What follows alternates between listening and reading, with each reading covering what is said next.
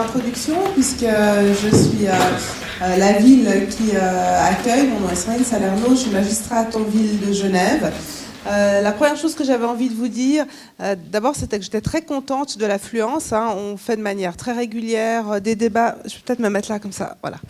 On fait des débats de manière très régulière avec Suissed, avec la FGC comme partenaire. C'est des débats qui ont toujours beaucoup de succès, puisque la salle, elle est vraiment toujours bien remplie, avec des visages qu'on ne voit pas toujours, ce qui est aussi très intéressant et très important, parce que ça démontre que voilà, ça vaut la peine d'avoir des espaces publics, et notamment de la ville de Genève, pour accueillir ce type de discussion, et qu'on n'est pas dans les cercles confinés des personnes qu'on connaît et qu'on voit toujours à longueur d'année.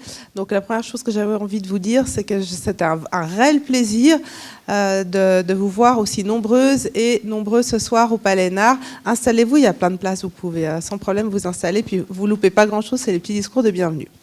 Alors on est ce soir, non mais c'est vrai, c'est un peu, on chauffe la salle. On chauffe la salle puisque ce soir vous allez avoir la chance d'avoir un débat, un panel d'experts sur une thématique, l'huile de palme.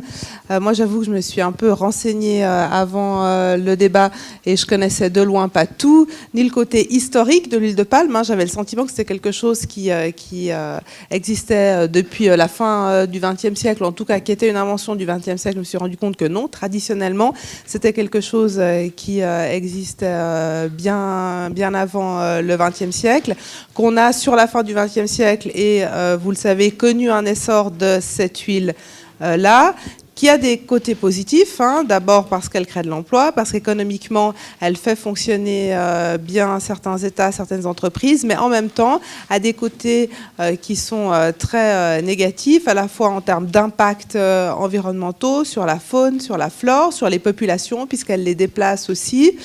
Et le débat, là où il est intéressant, c'est parce que sur l'huile de palme, on a en définitive les enjeux de la mondialisation, les enjeux d'un produit qui vient d'ailleurs, qui déstructure des tissus, et notamment ceux de la paysannerie, pour nous, les consommateurs de ces produits. D'ailleurs, qu'on le veuille ou non, quand on consomme au quotidien, on se rend compte qu'on a dans beaucoup de nos aliments de l'huile de palme, et que certainement, moi et vous aussi, ce soir, on est en train de digérer quelques molécules d'huile de palme. Alors on peut être attentif, bien évidemment, puisqu'il y a désormais des produits qui sont certifiés sans huile de palme. J'ai appris qu'il y avait aussi de l'huile de palme qui était certifiée, de l'huile de palme bio.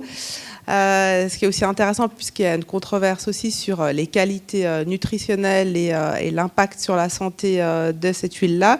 Je pense que ce lien entre ici et ailleurs, la paysannerie d'ici et d'ailleurs, qui est un enjeu très important pour la ville de Genève, puisque depuis de nombreuses années, on a développé un volet de réflexion sur l'agriculture contractuelle de proximité, le fait de consommer des produits du terroir, de valoriser nos agriculteurs, nos agricultrices, nous en tant que ville, puisque c'est dans les villes qu'on a les consommateurs, dans les pays du Nord qu'on a les consommateurs. Donc c'est avec beaucoup de plaisir que je vous accueille nombreux et nombreux ce soir. Je vais passer la parole au président de la Fédération genevoise de coopération, René Longet, qui lui-même la passera au président de Suissed, qui par ailleurs est un collègue de la commune du Grand Saconnet, Laurent Gimaja. Et puis j'espère, je suis certaine, vu la qualité des intervenantes et des intervenants, j'en connais quelques-uns personnellement, qu'on aura un très beau débat, une très belle discussion ce soir. Je passe tout de suite la parole à Monsieur Longet. Je vous remercie de votre présence.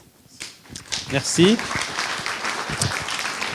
Bien, Madame la conseillère administrative, Monsieur le conseiller administratif et Monsieur le Président, dans les pratiques culinaires des pays où le palmier à huile prospère naturellement, son huile rouge artisanale est, semble-t-il, l'élément d'une cuisine saine, traditionnelle, locale et goûteuse. On pourrait parler de recettes à cette huile de palme, locale, goûteuse, traditionnelle, cette huile de palme rouge cultivée artisanalement. Mais non, c'est pas du tout ça qu'on va parler. Vous avez bien compris que ce qui va nous intéresser ce soir, c'est une toute autre huile de palme. Une huile de palme qui a bien évolué, qui a été dénaturée, qui a été en quelque sorte industrialisée à fond et qui nous industrialise en même temps.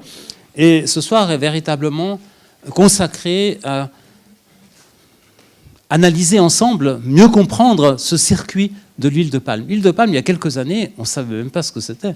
On n'en avait jamais entendu parler. Et maintenant, elle fait 40% des graisses dans le monde occidental, dans le monde où cette huile de palme sert à avant tout à fabriquer une alimentation industrielle. La production de l'huile de palme a été multipliée par 3 en 15 ans. C'est absolument foudroyant. Ça représente des territoires immenses qui ont été sauvagement déboisés, vidés de leur biodiversité, vidés de leurs habitants, vidés des peuples premiers. L'île de Bornéo est en lambeaux.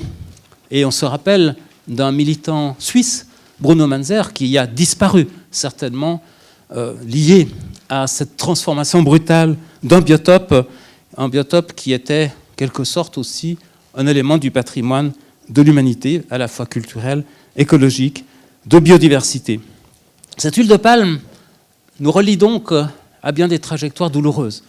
Elle nous conduit à une alimentation qui n'est pas saine. Elle est fondée sur une gestion absolument pas durable des sols. Alors qu'est-ce qu'on peut lui trouver de bon? Vous allez peut-être nous dire que finalement, non, on pourrait peut-être la domestiquer, la rendre durable. Alors certes, il existe en tout cas un label qui n'est pas vraiment une certification. On verra la nature de ce label, est-ce qu'il est fiable? Est-ce que ces critères sont adéquats, écologiques, sociaux, économiques aussi?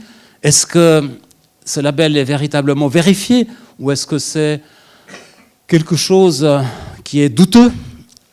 Est-ce que même labellisé, on peut la recommander? Je m'adresse aux 2 magistrats qui sont avec nous dans les restaurants scolaires, je ne sais pas.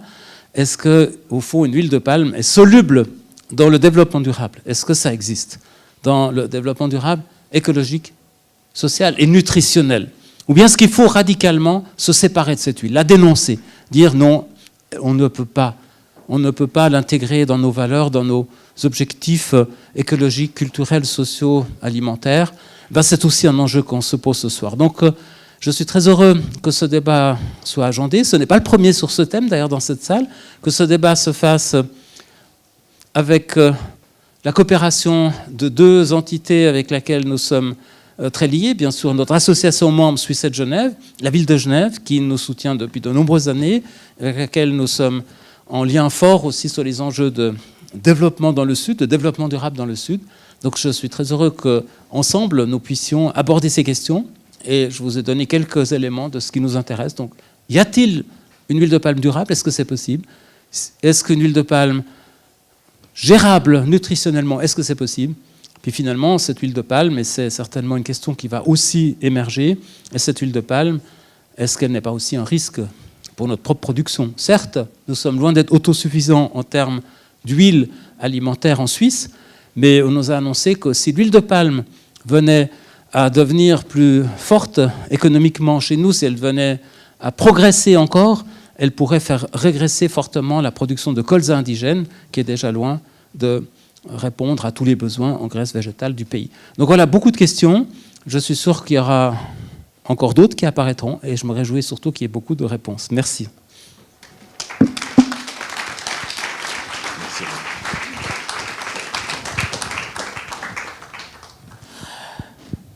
Bonsoir. Madame la conseillère administrative de la ville de Genève, chère Sandrine, monsieur le président de la FGC, Fédération genevoise de coopération, monsieur René Langère, cher René, Excellences, mesdames et messieurs, en vos titres et fonctions respectives, chers amis, je ne serai pas très long. Je crois que l'essentiel a été dit. Néanmoins, comme j'ai préparé un papier, je vais essayer de vous le lire sans faire trop de digressions. Il y a 2 ans, le 23 septembre 2014, nous nous étions retrouvés ici, déjà, quelques-uns, pour partager comme une utopie cette interrogation qui interpellait chacune et chacun d'entre nous. Pourquoi l'huile de palme a-t-elle si mauvaise presse? Certains grands acteurs, notamment Nestlé, Greenpeace, Migros et TFT, The Forest Trust, avaient alors participé à cet événement. Certains ici présents l'étaient déjà sous la houlette de M. Denis Ruskert, qui est docteur, comme vous le voyez, en agronomie, agrotechnologie, mais par ailleurs vice-président de Suicide Genève, qui nous dit toujours il faut qu'on fasse quelque chose, il faut qu'on sensibilise davantage, et vous savez, ça fait partie de notre mission. Donc, sous sa houlette et grâce à son dynamisme et à sa perspicacité, nous arrivons encore aujourd'hui à faire quelque chose, qu'il en soit remercié. Merci Denis. Je tiens aussi à remercier très sincèrement la ville de Genève et tout particulièrement Madame Sandrine Salerno, qui non seulement nous fait l'amitié d'être présente, mais vient à nouveau de tenir des mots ô combien chaleureux et sympathiques à l'égard de cette table ronde. Elle nous a dit qu'elle s'est renseignée avant, ce qui fait d'ailleurs que son discours était assez riche. Merci Sandrine. Mes remerciements vont aussi au nom de Suicide Genève, à la FGC, Fédération Genevoise de Coopération, qui nous a toujours soutenus dans notre volonté de vulgariser les préoccupations de notre association, qui est constituée, comme vous ne le savez peut-être pas, de quelques membres auxquels celles et ceux, vous tous qui êtes ici, vous pourriez vous joindre pour pouvoir porter l'idéal qui fait que nous existons, nous nous battons pour la souveraineté alimentaire notamment. Quelques dépliants vous ont été donnés, prenez la peine de les lire. Et il y en a d'autres qui sont à disposition si vous voulez les distribuer à d'autres personnes. Je remercie enfin M. René Longet, président de la FGC, acteur convaincu de la pertinence de l'alimentation saine et des cycles de distribution courts. Merci René d'être là. Je remercie aussi tous les panélistes, ainsi que Madame Agati, à qui je passerai la parole tout à l'heure. Je dis deux mots sur nos activités. Nous sommes actifs au Niger et en Guinée-Bissau, où nous accompagnons une demi-douzaine de projets de développement sur les thématiques de la sécurité alimentaire, du renforcement de la démocratie et de la transparence dans les industries extractives. Tous ces projets sont soutenus par la FGC, dont nous sommes membres. Sans dévoiler le contenu de cette table ronde, il est important que nous comptions aller un peu plus loin que le constat d'alors, donc d'il y a 2 ans. Nous espérons comprendre les réalités du terrain en Suisse et dans les pays producteurs, en particulier l'Indonésie et la Malaisie, pour pouvoir proposer des pistes d'action. Je n'en dirai pas plus et laisserai tout à l'heure la parole à des personnes plus indiquées que moi pour ce débat. Parler d'huile de palme, c'est aussi questionner la division dite internationale du travail, mais cela ne peut pas et ne doit pas être le sens de mon propos. Nous nous retrouvons à la fin pour le verre de l'amitié. Je vous remercie et vous souhaite une agréable soirée. Et je passe tout de suite la parole à Madame Agazi pour introduire et modérer le débat. Bonsoir.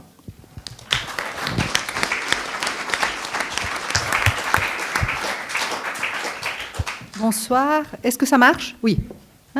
Oui, alors bonsoir mesdames et messieurs et merci d'être si nombreux ce soir à cette table ronde sur l'huile de palme, un danger pour les paysans ici et ailleurs. Mon nom est Isolda Agazzi, je suis journaliste et je suis responsable de politique de développement chez Alliance Sud, qui est la coalition des grandes ONG suisses de développement, dont Suicide précisément.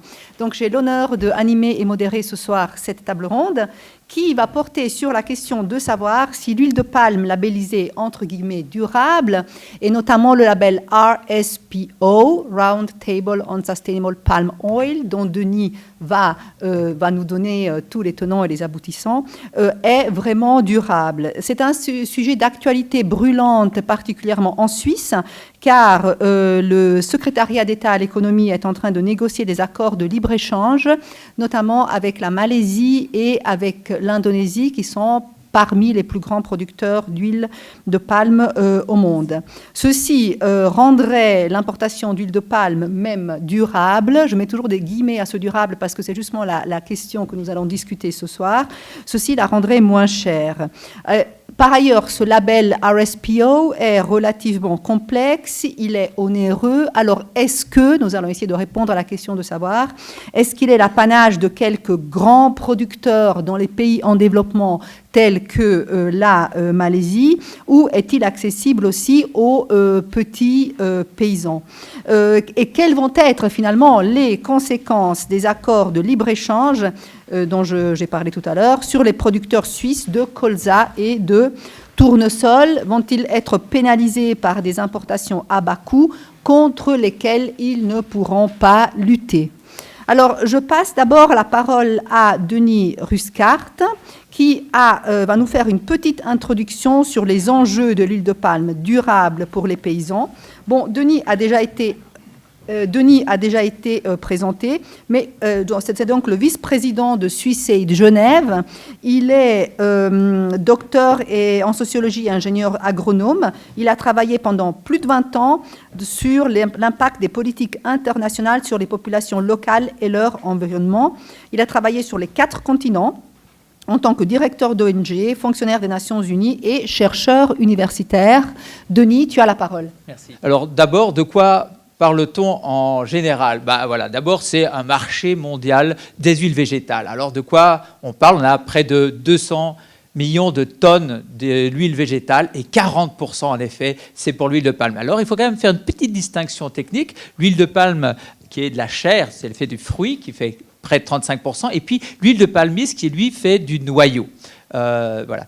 Après, par rapport à nous et les enjeux pour la Suisse en particulier, essentiellement, c'est en fait de l'huile de colza, et là, au niveau mondial, c'est que 14%. Voilà.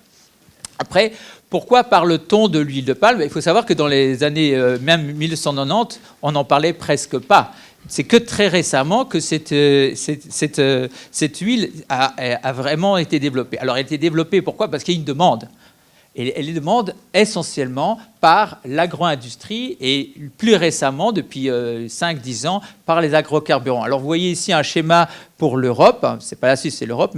Et là, vous voyez que maintenant, pour l'huile de palme, est utilisée essentiellement 45% pour les biodiesels et pour le reste pour l'alimentation. Pour l'alimentation, une petite schéma que vous devez savoir, c'est qu'il y a une tendance à la baisse puisque les gens veulent de moins en moins d'huile de palme, surtout depuis que c'est étiqueté huile de palme. Alors, les gens préfèrent peut-être prendre l'huile de tournesol en particulier. Et en Suisse, la consommation d'huile de palme est à environ de 3 kg par an par habitant. Voilà.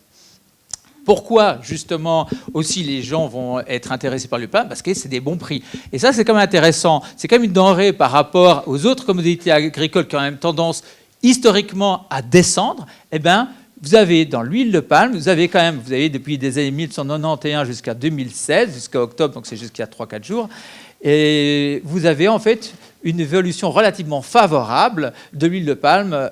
Et alors, ce qui est intéressant, c'est quand même des pics qui sont un peu liés justement à des décisions internationales sur l'agrocarburant qui, après, ont monté le prix. Donc, à partir du moment où vous avez des prix intéressants, il y a des producteurs qui se lancent. Voilà. Alors évidemment, justement, il y a une production qui s'est lancée à partir des années 90, surtout avec les États malaisiens et indonésiens, et c'est vrai que vous avez une production qui rapidement grandit. Et ce qui est intéressant, c'est qu'il y a quand même finalement que 2 grands pays, la Malaisie et l'Indonésie, qui font ensemble plus de 85% de la production mondiale. Ce qui est intéressant aussi, c'est que quand on fait ça, ça veut dire que c'est des politiques d'État. C'est-à-dire que derrière, il y a des plans d'État, des plans de développement. Et pourquoi il y a vraiment des plans?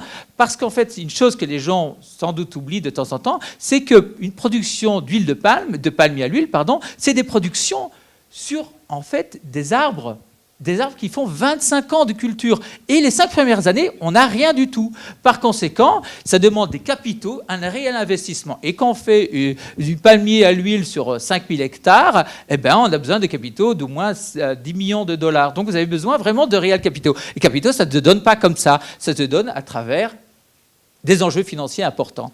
Et donc, quand on parle de l'huile de palme, nous, et d'ailleurs c'est celle qu'on pense souvent, internationale, c'est quand même au niveau d'un secteur global près de 60 000 $, mais surtout, ce qui est intéressant, c'est qu'on parle des grands producteurs malaisiens ou indonésiens, finalement, ils sont financés par des banques, des fonds de pension. Et souvent, j'ai fait des analyses, c'est des fonds de pension européen. Il faut quand même qu'on soit quand même responsable sur cette histoire-là.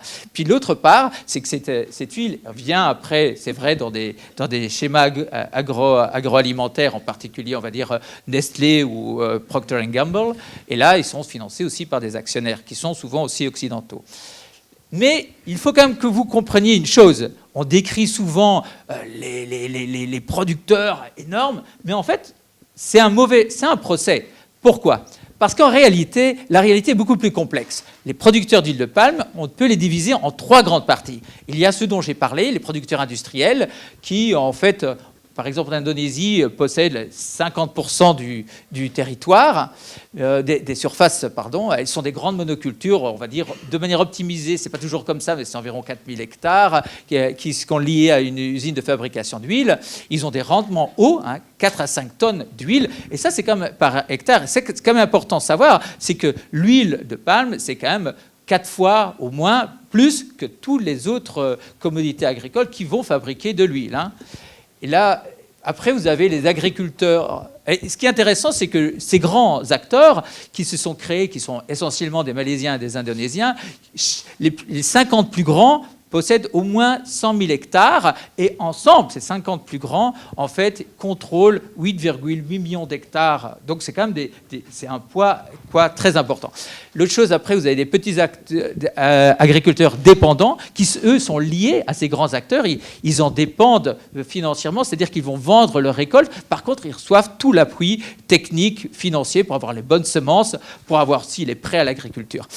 Et puis, vous avez les troisièmes, qui sont peut-être les agriculteurs familiaux indépendants, qui, eux, la plupart du temps, possèdent leur terre. Par contre, ils sont laissés un peu pour compte. C'est-à-dire que les semences, c'est eux qui les fabriquent. Les fertilisants, ils ont à peine accès. Les capitaux, n'en parlons pas. Les banques veulent rarement leur prêter de l'argent. Et par conséquent, ils ont en fait des taux, des rendements très bas, de 2 tonnes par hectare. Voilà. Conséquence, on en a parlé, je ne vais pas détailler, évidemment, des conflits sociaux et des conflits environnementaux. Et ça, en fait, c'est un peu le problème de l'huile de palme. Pourquoi il y a ces conflits-là? C'est parce que cette huile de palme elle-même, le palmier à l'huile, a besoin de terres de basse altitude. Et finalement, des terres de basse altitude, on les retrouve que sur les bonnes terres agricoles. On les retrouve que des endroits où, finalement, il y avait déjà des populations qui ou sont installées ou ne l'étaient pas parce qu'ils sont des petites agricultures. Et c'est de toute façon des terres qui sont toujours de haute valeur en biodiversité. Voilà.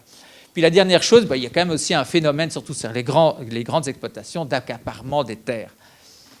D'où évidemment cette idée, on va certifier de manière durable, une idée qui émerge en 2002, poussée par Unilever avec le WWF et Migros, donc c'est une idée suisse en réalité, et puis après ils cooptent les grands industriels néerlandais, et puis anglais, et puis aussi après les producteurs malaisiens et indonésiens. Maintenant c'est établi, quoi. C'est quelque chose qui grossit au fur et à mesure presque de lui-même, et qui maintenant fait 1400 membres, qui produit et qui certifie environ 20% de la production mondiale.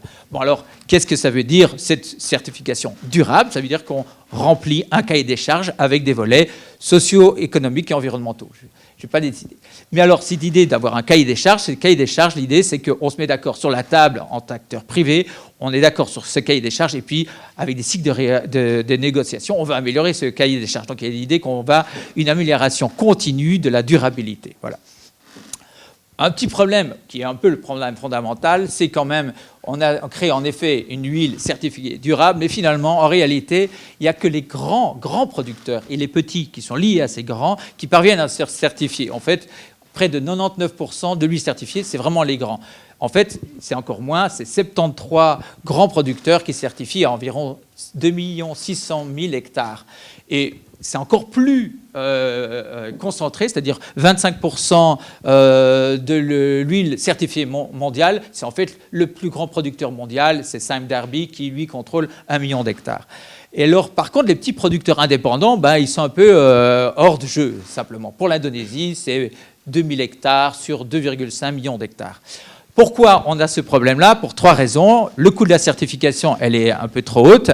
La deuxième, c'est que ces petits acteurs indépendants, finalement, ils n'ont pas les capacités d'organisation, de standardisation qui est nécessaire pour la certification. Et la troisième, c'est finalement, eux, ils travaillent plus sur le marché local, qui d'ailleurs n'est pas demandeur, donc ils n'ont vraiment aucune raison. Ça leur coûte, ils n'en ont aucun bénéfice. Alors, que fait la RSPU en disant, oui, c'est vrai, il faut qu'on s'améliore? Il y a trois enjeux récemment qui ont été entérinés un peu il y a 2 semaines. Le premier, c'est le RSPU Next, c'est-à-dire on est d'accord, on va s'améliorer, on va donc maintenant plus faire de déforestation, zéro déforestation, et on va respecter le droit des communautés. Ça, c'est une idée. La deuxième, c'est une approche par juridiction, c'est-à-dire, oui, bon, c'est vrai que globalement, c'est un peu difficile, donc on va travailler avec certaines provinces, et sur cette province, ils vont mettre vraiment le RSPO pour tous les acteurs, petits et grands acteurs. Donc, il y a un accord avec Saba qui va le faire sans doute pour 2025. Puis le troisième, c'est il y a quand même aussi une situation un peu générale de branding de la RSPO, on est les meilleurs, on le fait bien, et puis aussi une cooptation de beaucoup d'ONG environnementales en particulier, où tout le monde rend une espèce de discours, on fait tout bien et on est super, donc c'est un peu American, we are back again, or something comme ça. Enfin bon. Alors, yes, we can, exactement. Et puis la deuxième chose, bon, ben voilà, ça c'était la partie un peu, on va dire, en Malaisie, mais il est important de voir l'impact sur la Suisse. Alors, pourquoi c'est un enjeu pour la Suisse? Parce qu'à la rigueur, si la Suisse n'avait pas d'huile, bah, ce ne serait pas un enjeu. Mais si, la Suisse produit de l'huile. Et c'est essentiellement de l'huile de colza, 65%, un peu d'huile de tournesol et de soja. Alors, ce qui est intéressant, c'est l'huile de colza en particulier. Pourquoi? Parce qu'en fait, ces 10 dernières années, on voit l'essor de la filière du colza en Suisse. En 2001 jusqu'en 2016, on voit une évolution. C'était de 50 000 tonnes, et puis maintenant, on est à 80 000 tonnes. Donc, c'est assez intéressant. On parle toujours de la Suisse, on partit de l'agriculture suisse, qu'on a un problème, une agriculture déclinante. Et là, on a quand même une filière qui grandit. C'est quand même assez réjouissant. En plus, on a des prix relativement stables, alors qu'il faut quand même savoir que, de manière structurelle, le prix des denrées agricoles descend. Pourquoi? La première chose, c'est qu'il y a quand même des parts de marché, parce que la Suisse a réussi à développer une huile durable, enfin plus durable, c'est-à-dire pas vraiment durable, mais elle est résistante à la température, et donc ça lui a permis d'avoir plus de parts de marché, et aussi dans les friteries. Alors qu'avant, l'huile de colza, bon, c'est une très bonne huile, parce qu'il y a plein d'huiles, elle est polyinsaturée ou monoinsaturée, mais le problème, c'est qu'après, on ne peut plus vraiment la chauffer. Par contre, maintenant, ils en ont développé une qu'on peut chauffer. Le deuxième point, il faut quand même savoir que l'agriculture, nous, on prend par silo. On fait de l'huile, on achète de l'huile. Mais ce n'est pas comme ça. Pour l'agriculteur, c'est dans un système agricole.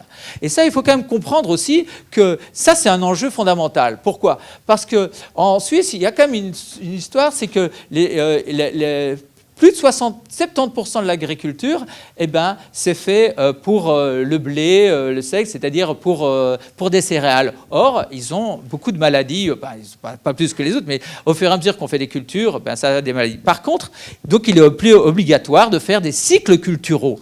Et en fait, le colza permet vraiment de faire un cycle culturel qui est très intéressant, parce que ça, on a à ce moment-là moins de maladies, on a aussi moins de mauvaises herbes, et donc finalement, on a des meilleurs rendements. Donc ça maintient aussi le sol et l'assolement. Et en plus, bon, pour dire la vérité, si on fait cet assolement, on a aussi à ce moment-là les aides de l'État qu'on n'aurait pas aussi, non. Et puis la dernière chose qu'il faut quand même comprendre, c'est que, à mon avis, c'est que le secteur et l'essor du colza, c'est un peu une lueur, je vais dire, économique dans une agriculture que je trouve que j'ai évalué assez précarisée, puisqu'il faut quand même savoir que les prix du lait est quand même catastrophique, le prix des céréales, il est quand même relativement bas, et puis ça se traduit par quoi en fait? Ça se traduit par des faits. Le premier fait, c'est que les gens travaillent beaucoup. Dans le secteur agricole, les gens, c'est comme à 60 heures par semaine. C'est pas la bureaucratie. Les gens, ils travaillent. Et puis la deuxième chose, ça se traduit aussi par le déclin des exploitations agricoles. En 2000, vous aviez à peu près 70 000. Maintenant, en 2015, c'est 52, 53 000. C'est entre 1 et 2% en moins. Ça veut donc dire quoi? Si on ne peut plus vraiment aider avec l'huile de palme, ça a un effet domino sur l'ensemble du secteur d'un point de vue économique. Alors, mes conclusions là-dessus, c'est qu'à la fin, paysans suisses ou d'ailleurs, en tout cas les petits producteurs indépendants d'ailleurs et les paysans suisses d'ici, c'est un peu la même chose. Pour moi, je vois qu'ils sont précarisés. La deuxième chose, que je vois qu'à la fin, ils sont éliminés. Les gens, ils ne comprennent pas, mais pourquoi les conflits sociaux, sans doute, s'arrêtent, surtout dans le Sud? C'est parce que les gens, quand ils n'ont plus de manière de survivre, ils partent. Quand ils n'ont pas, ils partent ou alors ils meurent. Et ça, c'est une chose que les gens ne comprennent pas. Tendance à l'éviter. La deuxième chose, c'est que ce soit au Nord, que ce soit d'ailleurs au Sud, c'est qu'on a quand même cette tendance d'une promotion d'une agriculture productiviste. C'est-à-dire plantation verticale dans l'agroalimentaire, qui soit avec un label durable, une rationalisation, une standardisation, puis une logique économique et financière qui fonctionne. Et alors, ce qui est intéressant, c'est que finalement, tout ça s'écarte des objectifs que nous-mêmes, toute la société s'est assignée, et les objectifs qu'on peut dire vers une agriculture ou des systèmes, pas l'agriculture, mais des systèmes agricoles durables. Et pourquoi je dis qu'on s'écarte de ça? Parce que l'agro-industrie en elle-même, il faut savoir qu'elle est responsable de 50% des gaz à effet de serre, donc lutter, ou plutôt développer une agriculture durable, c'est quand même un des objectifs de Paris sur le changement climatique. Et puis aussi, l'agro-industrie, en tout cas des grandes monocultures, c'est aussi lié au déclin de la biodiversité. C'est dans les rapports de la CBD de 2010. Et donc, c'est aussi un des objectifs d'entre 2010 et 2020 de la Convention biologique. Donc, tout ça se fait dire qu'à la fin, on vit dans un grand schéma un peu financier, mais que peut-être qu'il y a des choses à faire concrètes pour les acteurs les petits agriculteurs du Sud et du Nord, et que finalement, peut-être que la ville de Genève ou le canton de Genève, à son niveau, peut faire quelque chose à ce niveau. Voilà.